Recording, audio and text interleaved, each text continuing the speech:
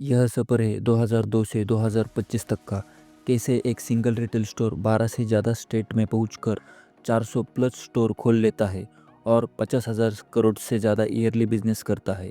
ये कहानी है आपके जाने माने पहचाने स्टोर डीमार्ट की। इनके फाउंडर है राधाकिशन दामानी, जिनका सफ़र स्टॉक मार्केट से शुरू होकर डीमार्ट तक आ गया।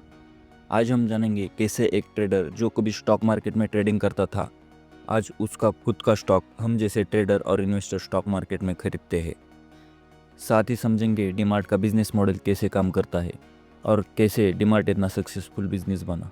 तो चलिए शुरू करते हैं।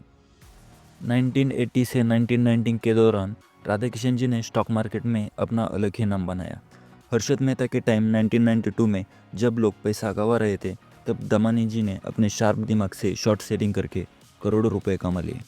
दलाल स्ट्रीट उन्हें रिस्पेक्ट से मिस्टर वाइट एंड वाइट कहने लगी और वही उनके स्टूडेंट बने राकेश झुंझुनवाला, जिन्हें आज हम बिग बुल से जानते हैं। लेकिन दमानी जी की सोच सिर्फ मार्केट तक लिमिटेड नहीं थी। 1999 में उन्होंने अपना बाज़ार नाम का एक रिटेल फ्रेंचाइजीज ट्राई किया। वहाँ से उन्हें एक बड़ा लेसन मिला कि रिटेल बिजनेस इंडिया में बहुत बड़ा है और बहुत बड़ा बन सकता है। इसके लिए एक सही मॉडल चाहिए और वहाँ से शुरुआत हुई डीमार्ट की। 2002 में मुंबई के पोवई से पहले डीमार्ट का सफ़र शुरू हुआ। डीमार्ट की फाउंडेशन एक ही सिंपल आइडिया पर रखी गई थी, एवरीडे लो प्राइसेस। जब दूसरे रिटेलर जैसे फ्यूचर रिटेल और बिग बाज़ार, इन जैसे बड़े कॉम्पिटिटर जो फ्लैशी डिस्काउंट और फेस्टिवल ऑफर देते थे, दामाजी जी ने कहा कस्टमर को हमेशा सस्ता माल दो। और यही रीज़न है कि डीमार्ट की शेल्स और स्टोरेज हमेशा फुल रहते हैं और चेकआउट लाइन कभी छोटी नहीं होती। डीमार्ट का और एक मास्टर स्ट्रोक था अपनी प्रॉपर्टी खरीदना। आज के टाइम पर 70 से 80% डीमार्ट स्टोर उनके खुद के प्रॉपर्टी में बने हुए हैं। इससे फ़ायदा क्या हुआ?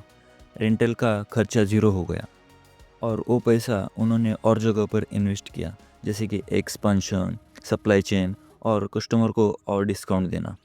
इसीलिए बड़े बड़े जायंट इनसे कॉम्पीट नहीं कर पाए थे। प्राइस क्यों लो है?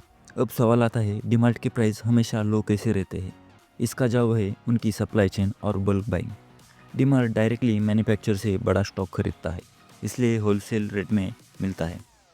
ऊपर से उनका खर्चा भी कम है, ना फैंसी एम्बियंस, ना अननेसेसरी डेकोरेशन, सिर्फ एक सिंपल स्टोर और फुल फोकस ऑन कस्टमर के पॉकेट पे। इसीलिए डीमार्ट हर बार स्मॉल डिस्काउंट देके कस्टमर को खींच लेता है।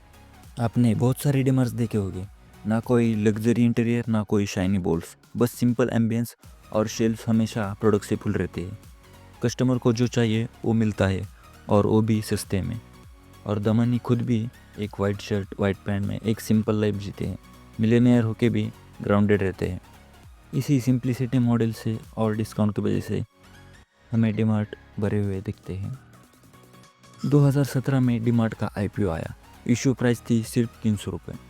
लिस्टिंग होते ही स्टॉक डबल होके 600 के ऊपर पहुंच गया और आज वही स्टॉक 4000 प्लस पर ट्रेड कर रहा है। जब उनके कॉम्पिटिटर जैसे फ्यूचर रिटेल और बिग बाज़ार लॉसेस में डूब गए, डीमार्ट आज भी प्रॉफिटेबल बिजनेस बनाता रहा। इस आईपीओ ने क्लियर कर दिया रिटेल का असली किंग कौन है। तो दोस्तों, डीमार्ट की कहानी हमें सिखाती है कि बिजनेस में शॉर्ट टर्म गेन से ज़्यादा लॉन्ग टर्म विजन, डिसिप्लिन और कस्टमर सेंट्रिक अप्रोच कितना ज़रूरी है। राधाकिशन दमानी जी ने दिखाया कि कैसे एवरीडे लो प्राइसेस और स्मार्ट रियल एस्टेट प्लानिंग से एक रिटेल रिवॉल्यूशन लाया जा सकता है। तो आपको राधाकिशन दमानी जी की सोच और डीमार्ट का बिजनेस मॉडल कैसा लगा, वो मुझे आप कमेंट में बता सकते हो। और नेक्स्ट वीडियो किस कंपनी पे लो वो भी आप मुझे कमेंट में बता सकते हो। वीडियो अच्छा लगा तो लाइक शेयर करो, चैनल को सब्सक्राइब करो। मिलते हैं अगली वीडियो में, तब तक हैप्पी इन्वेस्टिंग, हैप्पी ट्रेडिंग।